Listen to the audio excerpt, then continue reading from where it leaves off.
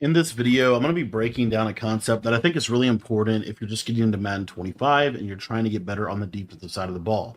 Now, we're going to be in the Jets playbook to do this, but you could pretty much do this out of any formation in the game. If you guys want to learn how I play the game defensively, you can get my full defensive ebooks in our school community, school.com/Cody Ballard. For just $10, you'll be able to get access to all of my Madden and College Football 25 offensive and defensive ebooks.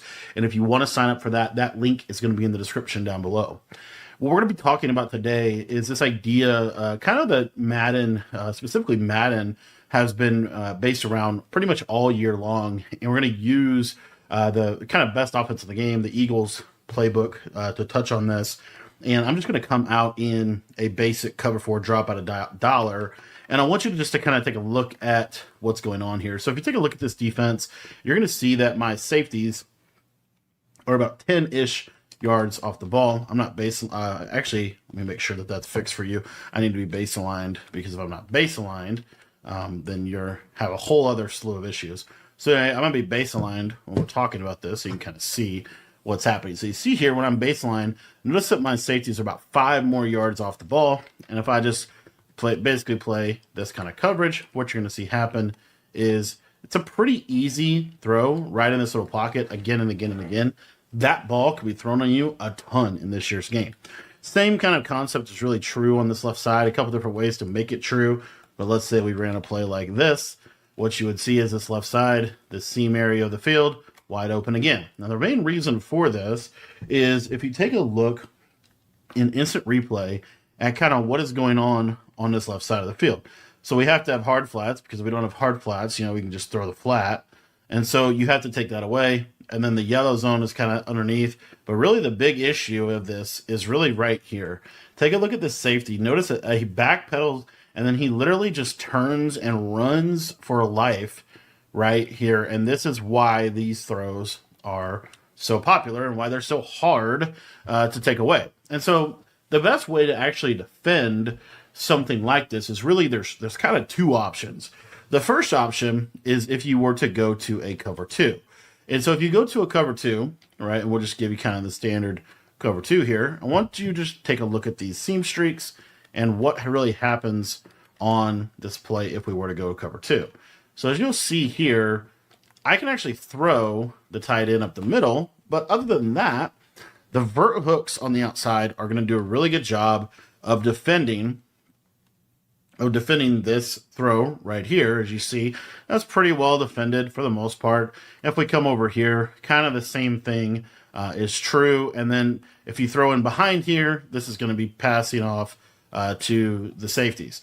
So the reason that I am personally running a lot more cover 2 right now is because it's much better to keep your safeties backed off. Now, the solution for this for a long time in Madden, and especially this year, has basically been to come out in a double safety type of defense and walk your safeties or get your safeties to get into the box. You're going to see here that if we do that, this is going to make these seam streak throws against cover 4 much less effective, but it doesn't actually solve the problem this year. In previous years, this has pretty much been the solve for these seam streak plays. And in this year's game, you can pretty much still throw them, because at the snap of the ball, those safeties instantly backpedal back into their spots, especially when they are in an inside quarter type of zone.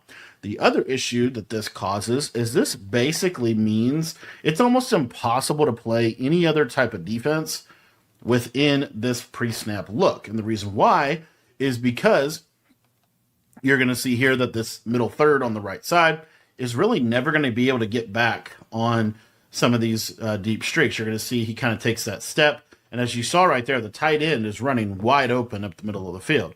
So if we ran a combination, which I'll actually put a combo on the field now, and we'll kind of go over this, and I'm going to actually just take the rush out of the equation. But let's say we literally just went with a streak, a corner route, a streak, and a drag. Something very basic, right?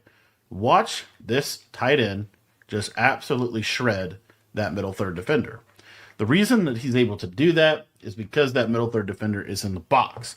The same basic reason that we can pretty much manipulate any other coverage in the game that is not cover 4 drop out of this. And obviously, if you know what your opponent is doing pre-snap, then there's a whole other slew of issues. As you see here, tight end once again, those deep halves do not get deep enough, and they're not able to really play any kind of big hitting route, and so you leave yourself very vulnerable to the deep bombs by bringing those safeties in the box this year. So there's a couple different ways in which we can solve the problem, but I think the main way that I like to solve this problem, and what I'm starting to do right now, is actually just come out in basically base out of a cover 2 defense.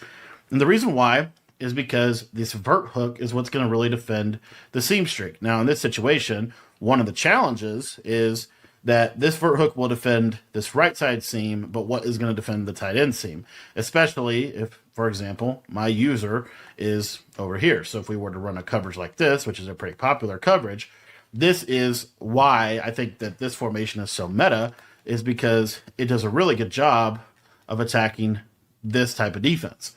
And so you have to, kind of handle the seam streaks a little bit differently. So what I like to do from this is I like to have my vertical hook. And then the other thing that I like to do is I like to take this this right side safety, and I'm going to pinch him in just a little bit. And I'm actually going to put him in a middle third or an inside quarter, either one. And then I'm going to leave this cloud flat. I could also put this in a quarter if I wanted to, but I'm going to leave this cloud flat because most of the combos I can easily switch stick to that side if I needed to give some help over there. And then what I'm able to do now is I'm able to kind of get back into this coverage. And the reason why I walked that right side safety into the box is because he is now going to play this throw pretty much perfectly. The basic depth that you really want for these safeties is you really want them at about 10 yards of depth. I think that is kind of the best. If you bring them any lower than that, they're susceptible to the big play over the top. If you leave them any higher, then the seam streaks are basically open. But this idea that the positioning of your safeties is one of the most important things in this game, I think it's something that's really not being talked about a ton. And it's why, again, I like to kind of base out of this cover too. And essentially, I just kind of like position them a little bit or almost pinch them in to try to take the seam streak away because I have the vertical hooks to take the outside streaks away. I just need something for this tight end streak right here, because if not, that's too easy of a throw. Now, granted, pretty much every card at this game at this point, or pretty much another thing that's really key with this is having mid-zone KO. But by having mid-zone KO, you're really able to play defense, in my opinion, a lot better. Another thing we could do is we could also just use her over on this side, and we could run a defense like this, because we're able to kind of go between both of these routes if we wanted to. This is another little option that you have. It just kind of depends on how you want to use your things. But in general, the cure is not just coming out in double safety go anymore, because if you do that, it's kind of too easy to bomb you. But you also don't want to leave them too far backed off.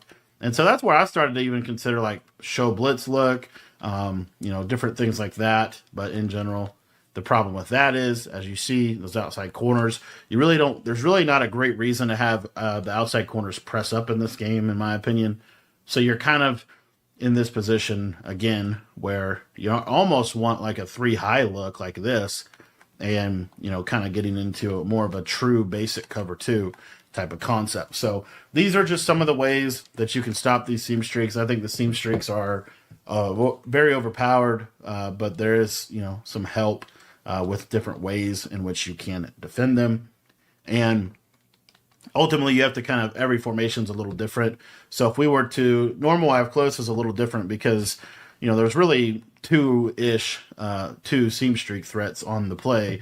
Whereas if I was to go to a formation like bunch nasty, for example, or bunch strong offset, any of those type of formations, then what you're going to see here is the seam streak threat is really this right side is really the primary seam streak threat. So what we're able to do here is we're able to kind of get back more into this type of coverage, and we just shade these yellows inside.